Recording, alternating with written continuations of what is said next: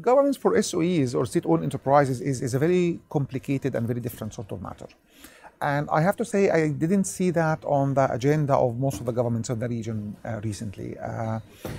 Now, why is that different? The first thing is you have a very pure conflict of interest because you have the government as the owner and the regulator and the manager of these companies. So that's the first thing, okay?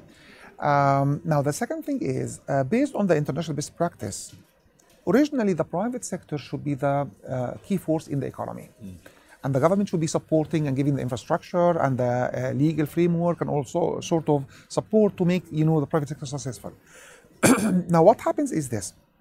For every company the government owns, you have to ask yourself a question. Why does the government have to own that specific company? Okay. It should be the private sector as the owner. So this is the original thing. Now, if the government owns, that should be exceptional. So you have to ask yourself this question. Why is it the government owns that specific company?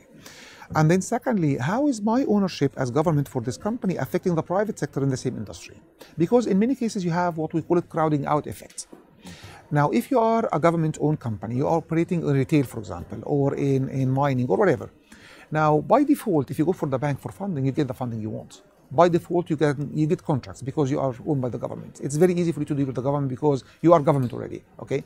And even if you have sometimes ministers on your board, that makes your life much easier because we have ministers. We can do everything we want. Now, imagine yourself in a private sector company competing with that one. You cannot really compete. There is no way you can compete. You can never get the same contracts. You can never get the same funding. You can never even get the same calibers of people in that company. So that's why governments have to understand that if you own a company, there is a price you are paying from the private sector in that respect, and you are making the private sector much more weak. Okay? And you have to think of why this is the case, why you should be doing this.